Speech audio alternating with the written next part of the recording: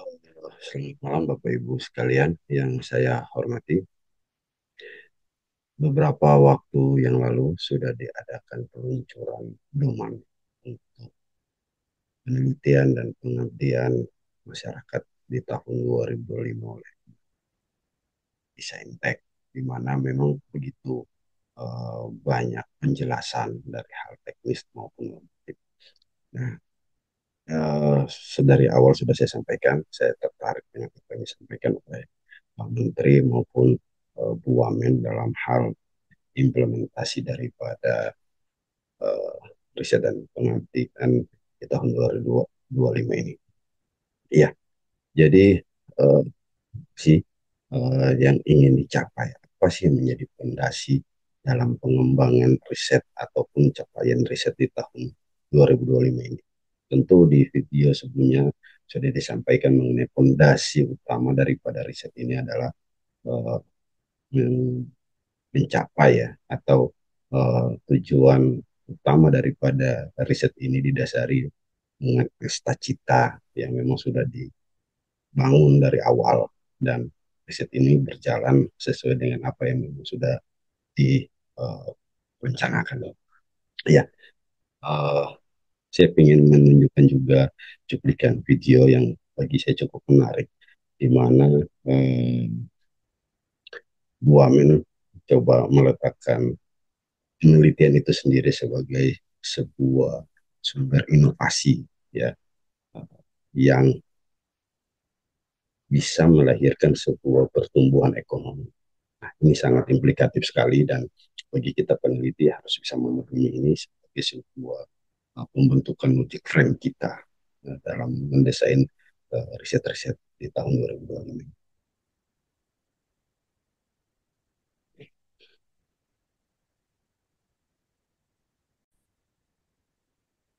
Setiap rupiah yang kita investasikan ke dalam penelitian itu pasti akan merupakan ada return of investment-nya untuk kenaikan GDP atau kenaikan ekonomi kita.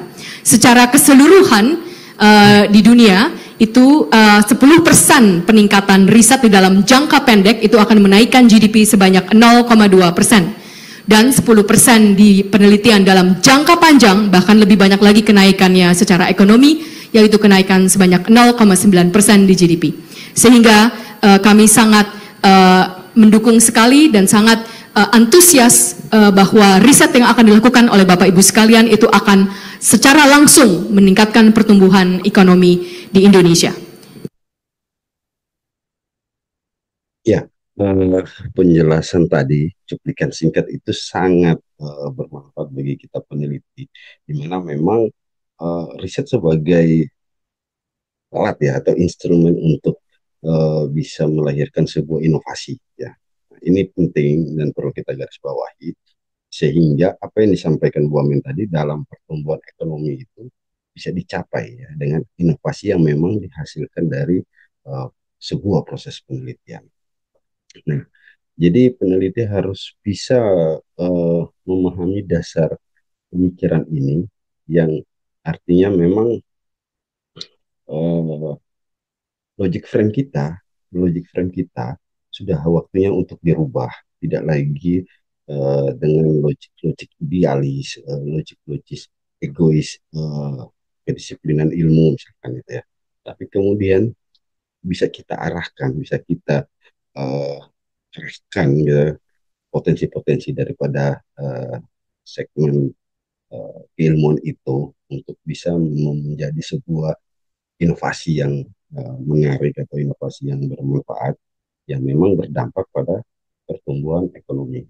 Jadi riset dasar maupun riset terapan memang sangat diharapkan untuk bisa menjadi uh, pertumbuhan ekonomi bangsa Indonesia. Saya pikir apa yang disampaikan Bu Wamin tadi bisa membantu kita menstrukturkan logika pikir kita uh, dalam mendesain proposal kita dan memang ini kompetitif. Jadi hal-hal seperti ini paling tidak bisa harus kita pahami, kita uh, apa, kita pikirkan kembali ya.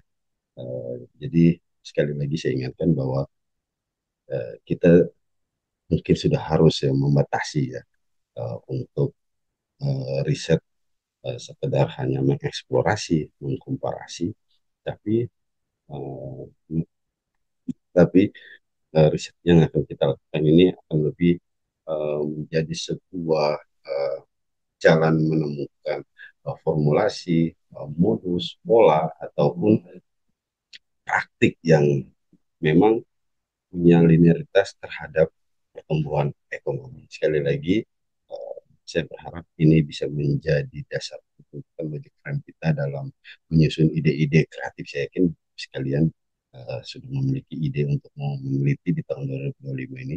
Namun dengan penjelasan singkat seperti yang tadi disampaikan Bu Amin, ini sangat membantu kita untuk memperkuat dasar ataupun desain riset yang akan kita usul. Mudah-mudahan bermanfaat dan bisa menambah wacana ataupun bisa menambah informasi bagi Bapak Ibu sekalian. Sekian, terima kasih. Assalamualaikum warahmatullahi wabarakatuh.